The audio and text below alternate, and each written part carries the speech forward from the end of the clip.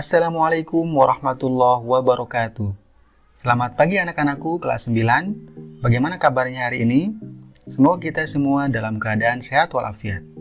Alhamdulillah hari ini kita bisa bertemu kembali dalam pelajaran PPKN. Sebelum kita mulai, marilah kita membaca doa terlebih dahulu sesuai dengan agama dan kepercayaan masing-masing. Berdoa dimulai. Selesai.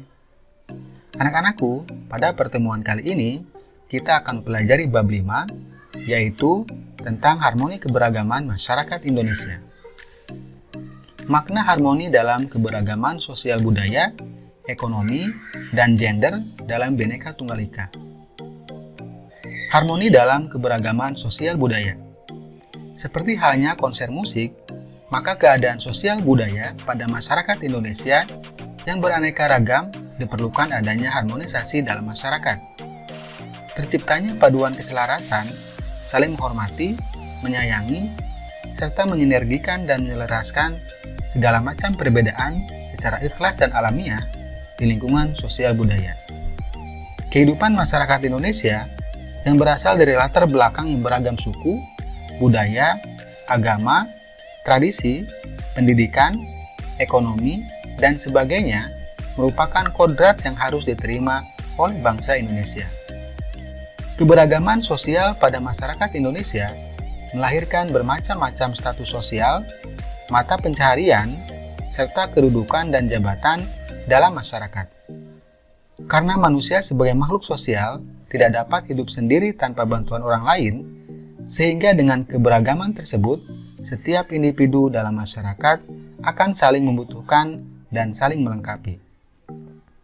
Kekayaan bangsa Indonesia juga nampak dari keberagaman budaya daerahnya yang memiliki ciri khas masing-masing berupa alat musik tradisional, senjata tradisional, rumah adat, lagu-lagu daerah, kerajinan tradisional, pakaian adat, bahasa daerah, makanan tradisional, dan lain-lain yang akan terasa harmoninya jika diselenggarakan festival budaya daerah. Harmoni dalam keberagaman ekonomi pada masyarakat. Pernahkah kalian pergi ke pasar, supermarket, atau mall? Barang-barang apa saja yang diperjualbelikan di sana?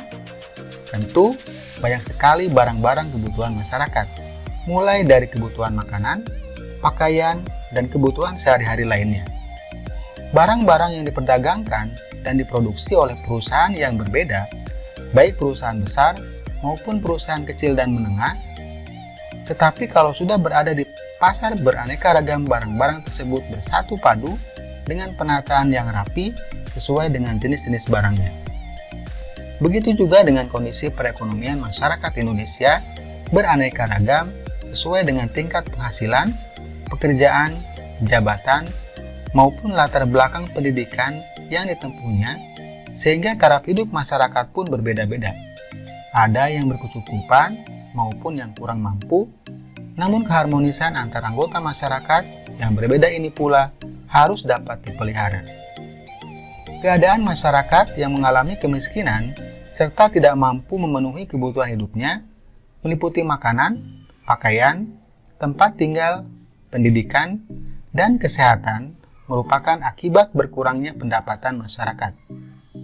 Maka, mereka mengalami penurunan daya beli barang-barang kebutuhan pokok. Hal tersebut menyebabkan masyarakat tidak dapat hidup secara layak. Perlu ada upaya membantu kehidupan mereka untuk dapat meningkatkan kehidupannya yang lebih baik.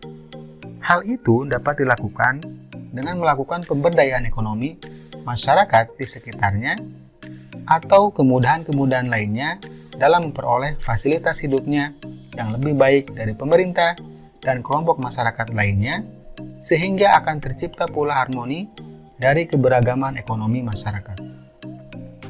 Harmoni dalam keberagaman gender dalam masyarakat.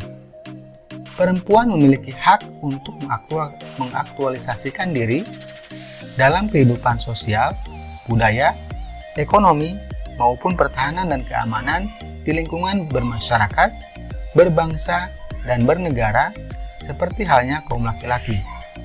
Tentu saja jangan sampai kehilangan jati diri dan kodratnya sebagai perempuan. Kesederajatan kaum perempuan dan laki-laki dalam kehidupan bermasyarakat itulah yang sekarang ini dikenal dengan kesetaraan gender.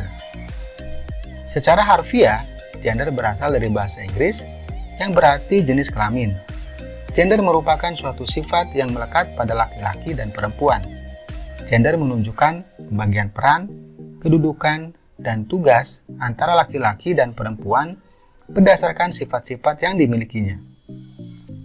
Kesetaraan gender makin berkembang bukan hanya perlakuan yang adil berdasarkan ciri-ciri fisik antara laki-laki dan perempuan, tetapi mengarah kepada kompetensi kemampuan akademik atau keahlian yang dimiliki dari setiap orang dalam kehidupan masyarakat. Tanpa membedakan jenis kelamin, baik laki-laki maupun perempuan memperoleh kesempatan yang sama untuk berperan serta dalam berbagai bidang kehidupan. Permasalahan dan akibat yang muncul dalam keberagaman masyarakat Indonesia.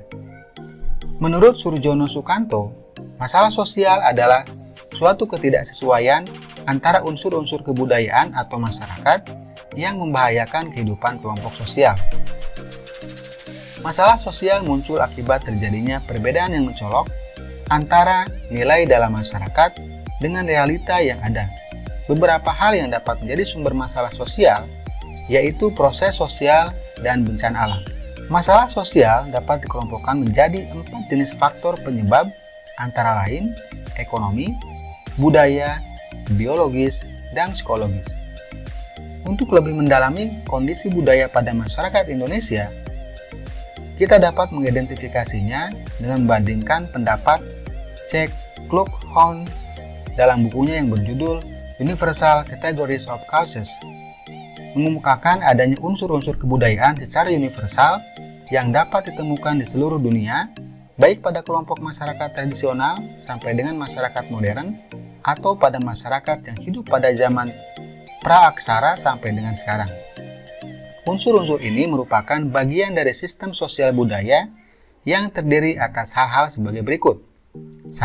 Sistem agama, kepercayaan, atau religi dan upacara keagamaan.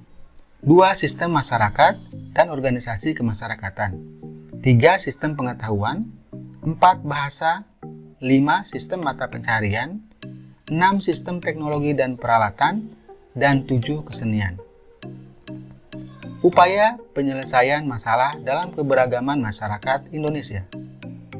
Strategi dalam upaya penyelesaian masyarakat yang muncul dalam bidang sosial budaya tentu perlu ada peran serta dari seluruh lapisan masyarakat yang dikoordinasikan oleh pemerintah terkait.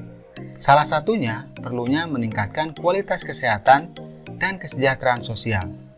Upaya menciptakan hidup bersih dan sehat di lingkungan rumah, tempat tinggal, sekolah, tempat-tempat umum, dan tempat kerja, maka akan mempengaruhi kualitas mental dari masyarakat itu sendiri, seperti ungkapan Latin mens sana in corpore sano, yang artinya di dalam tubuh yang sehat terdapat jiwa yang kuat. Upaya penyelesaian permasalahan ekonomi. Upaya dalam menyelesaikan masalah ekonomi diantaranya perlu dikembangkan persaingan yang sehat dan adil serta menghindarkan terjadinya struktur pasar monopolistik dan berbagai struktur pasar yang merugikan masyarakat. Upaya pemerintah dalam mengembangkan kebijakan industri, perdagangan, dan investasi dalam rangka meningkatkan daya saing global dilakukan dengan membuka aksesibilitas yang sama terhadap kesempatan kerja dan berusaha bagi segenap rakyat serta seluruh daerah melalui keunggulan kompetitif, terutama berbasis keunggulan sumber daya alam dan sumber daya manusia dengan menghapus segala bentuk perlakuan diskriminatif dan hambatan. Upaya penyelesaian masalah gender. Kegiatan pokok yang dilakukan dalam menyelesaikan masalah gender adalah sebagai berikut. 1. Peningkatan kualitas hidup perempuan melalui aksi afirmasi, terutama di bidang pendidikan, kesehatan, hukum, ketenagakerjaan, sosial, politik, lingkungan hidup, dan ekonomi. 2. Peningkatan upaya perlindungan perempuan dari berbagai tindak kekerasan, eksploitasi, dan diskriminasi, termasuk upaya pencegahan dan penanggulangannya. 3. Pengembangan dan penyempurnaan perangkat hukum dan kebijakan, peningkatan kualitas hidup dan perlindungan perempuan di berbagai bidang pembangunan di daerah.